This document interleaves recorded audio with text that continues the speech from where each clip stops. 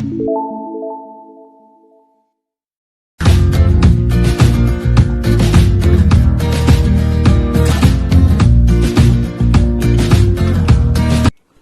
morning students, this is Joy Varghese from Uncovering Chemistry. This is video 19, States of Matter chapter, topic 5.10, liquefaction of gases. Now this is given in your textbook on page number 152. Now when we talk about liquefaction of gas, means the simple thing to understand is how can the gases can be liquefied. Now this was explained by Thomas Andrew. He obtained the data on pressure volume temperature relationship by using CO2 gas for his experiment. Now he found out that if you reduce temperature,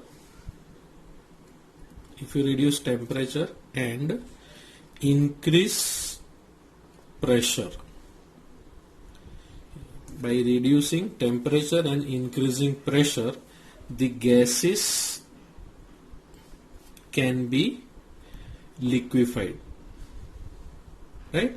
For this he has plotted a graph that we will see now. Thomas Andrew plotted a graph of pressure against volume at different constant temperatures, what we say, right? So this is the graph what we are talking about, pressure against volume graph, what we say, right? So now suppose at a temperature 13.1 degrees Celsius of CO2 gas. This the temperature is taken for in experiment for CO2 gas. You will see, suppose this is a point X, clear? So if we increase, when we say if we increase the pressure, this is pressure, what we say, we are talking about scale. If you increase the pressure, you will see at a line I will draw here, and this is at point Y. Now at this point, what we say, the gas CO2 gas is in gaseous form. At this point it will start converting into liquid state.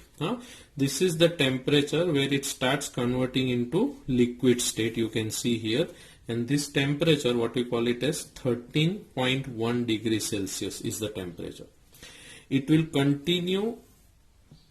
If you, this pressure, when we say here, if you see this is the pressure what I am talking about, this is pressure P1, right?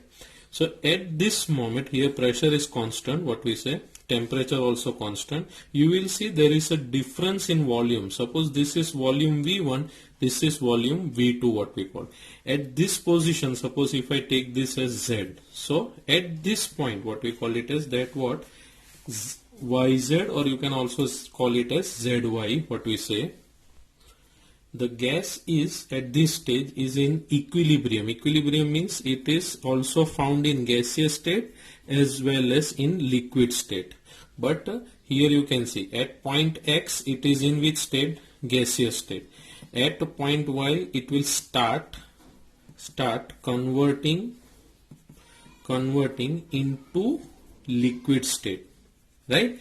From point Y to Z it is in which state? Equilibrium. Equilibrium means half gas and half liquid, means both state of what you can see here, matter. Then after this, means if you increase the pressure, you will see this gas will this, what is it, equilibrium, what is there, it will be now, this equilibrium will not be lasting for a long. This again at this point it will start change into which state? Gaseous state, right? So up to whatever pressure you increase, there will be no change, and you will see, suppose this is point W, what we call. Now this same thing is given in your textbook, if you see. Now here in your textbook these points are not given, what we say, which points? X, Y, Z, and this W point is not given. So you can just try and see here in your textbook. See, now this is your textbook. You can see this point is not being mentioned here. This is the point X volume, you can see V1. This is point Y, you can see at this point it is in gaseous state. From here to here it is in gaseous state.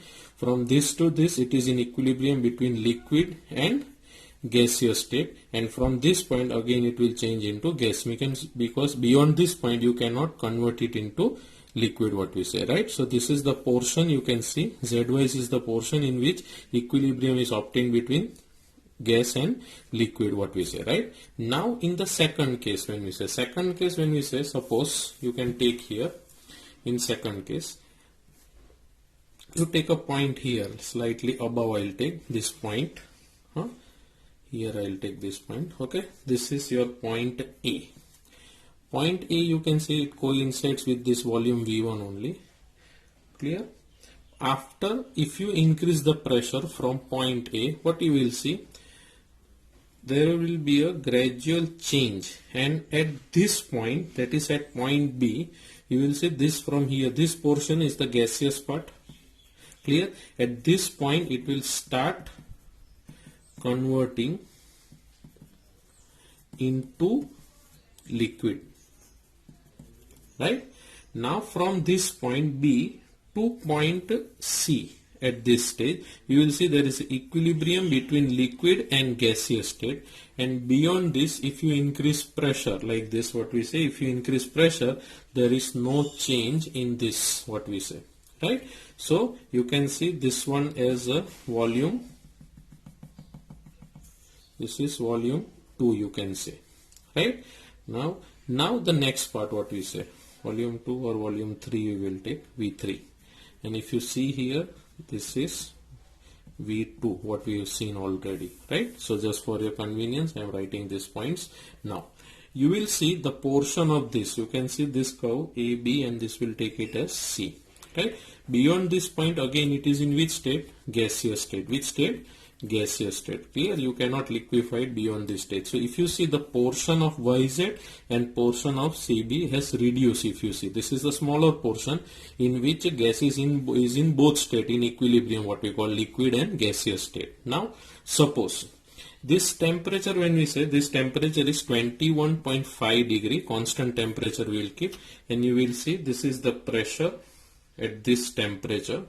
I will call this pressure as P2, right? So for different temperature, this is the pressure constant, what we say, this is the region where it is in both equilibrium state, that is liquid state and gaseous state, equilibrium is obtained. At this point, that is 13, at pressure P1, you can see it is in both state. Still the gas is not found in only one state, that is liquid. Now if you increase the temperature, that is at temperature, suppose from this point I will take here, this is point F, clear? This is the same thing what I am talking about. If you draw a straight line, it is same volume V1. From point F, if I, F or any other alphabet also you can take, clear? So suppose J, clear? If I start what we call increasing pressure, what we call here, we have seen here, temperature to reduce and pressure you have to increase. So if I start increasing pressure, means you will see the point, you will see this is the point, this is point E, what we call it as, because this letter is not yet used. So at point E, here, from here to here, you will see that it is in which state? Gaseous state, and from at this point it is directly converted into which state? Liquid state. Which state? Liquid state. The temperature at this point is 30.98 degrees Celsius. Now this temperature, you can see the gas is in which state? Liquid state. Means here the gases can be liquefied instead of equilibrium, what we have seen here. This is the point at which the gas is in which state? Right? Liquid state. Now beyond this point you cannot liquefy this gas. Now suppose if I draw a graph of this, what we say, if I joint all this point, you can see graph, you can see the curve what is given here, you can see, right? So at this temperature, that is the temperature what we have taken, 30.98, this is the critical temperature. The pressure at, the volume at this, what we say here, you can see the volume at this temperature, we call it as critical volume, and the pressure, we can see here, the pressure at this temperature, we call it as critical pressure. right? So these are the three terms what we have seen. Means at 30.98 degrees Celsius critical temperature, the pressure is critical pressure and the volume you can see is critical volume. The gas is found in which state? It is found in liquid state. So this is the temperature at which you can liquefy which gas? This is the temperature at which you can liquefy CO2 gas. Understood now? So this is liquefaction of gas. So this was explained by whom? Thomas Andrew obtained the data on the pressure volume relationship by using CO2 gas. So this is the data what you obtain, and this is the graph what is given. Clear? So you can draw this graph in your what we call it as, you can draw this graph what we say here in your fair book, and I will just go through this what the explanation is there. We can write down. I will show you the image of that. Okay, 1 minute.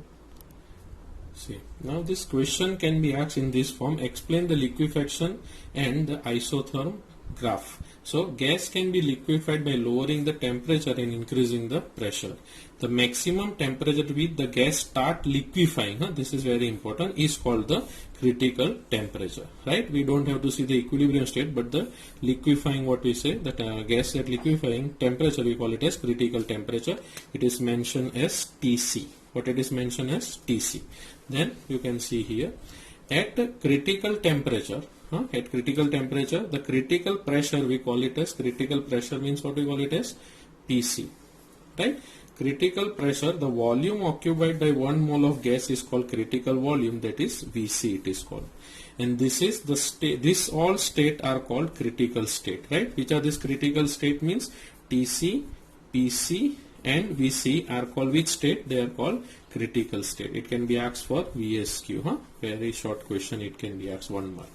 Now for this he had taken a hard glass test tube at constant temperature and filled with a CO2 gas to do this experiment. At different pressure the volume of gas was measured. After that he plotted a graph of isotherm. Isotherm means constant temperature. The graph what we call it as, what we call is isotherm. Now with increasing pressure volume of CO2 gas decreases. Means you can see here what we have seen in the graph, the volume which was there, it keeps on decreasing. Means at 13.1 degrees Celsius you can see this much was the volume, right?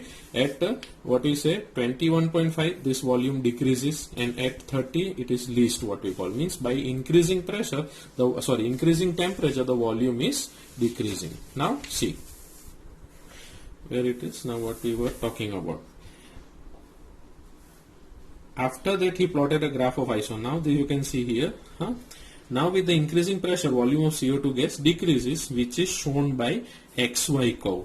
At point Y at a given pressure the liquefaction start. Means point Y means, where is this point Y? This is the point where the gas starts into converting into liquid. Okay, then during the pressure, during this the pressure remains constant. Means what you can see here, this pressure was P1 at this, right?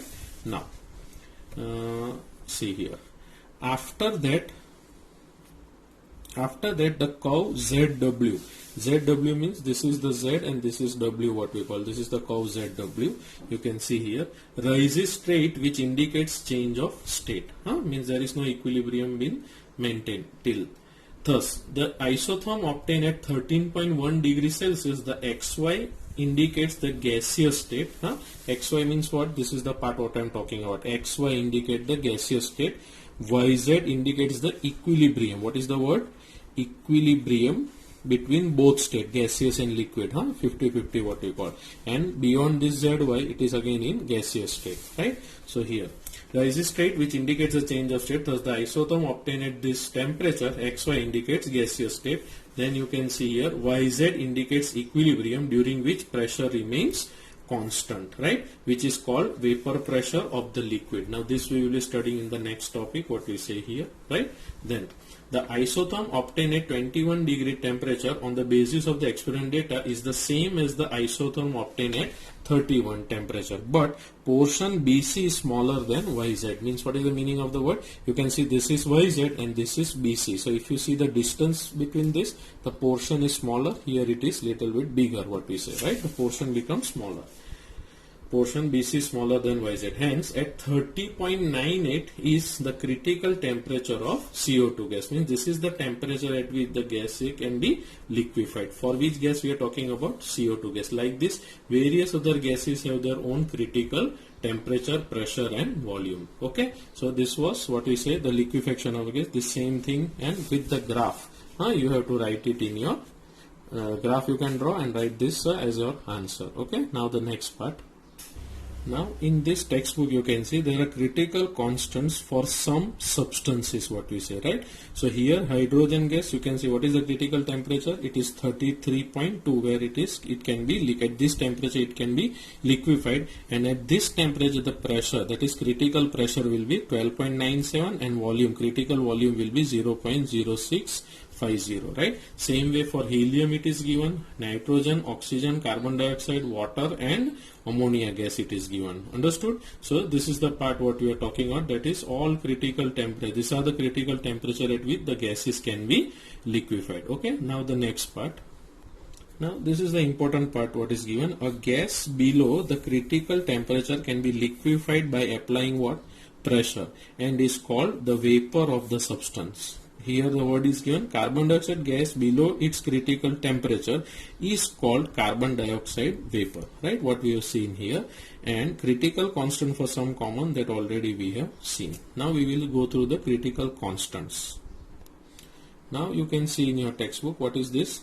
TC critical temperature, VC critical volume, and pressure critical pressure, and the critical temperature, pressure and volume are called critical constants, right? This you can, it is asked for VSQ. So remember this thing, one question, which are the critical constants? So critical temperature, TC, PC and VC are critical constants. Okay. Now the next one. Okay. Now we are talking about this problem 5.5. What is asked? Gases possess characteristic critical temperature which depends on the magnitude of the intermolecular forces between the gas particle. Critical temperature of ammonia and carbon dioxide given. This is of ammonia and this is carbon dioxide respectively. Which of these gas will liquefy first when you start cooling from, this is very important, start cooling from 500 Kelvin. Now suppose if you see here in this case, in this case when we see,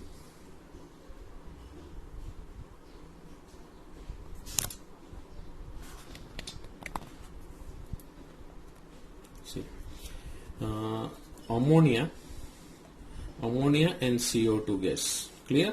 The critical temperature TC for ammonia is given to be 405.5 Kelvin, right? And for CO2 it is given 304.10 Kelvin. Understood? So now suppose if I start cooling the gases, clear? Gases, clear? Start cooling the gas from 500 Kelvin. Now 500 Kelvin means what I am going to do? From 500 we are cooling the gassing, means reducing the temperature. Clear? So 500, this is the point, suppose when we talk about, this is the temperature 500, clear? Here it will be suppose 400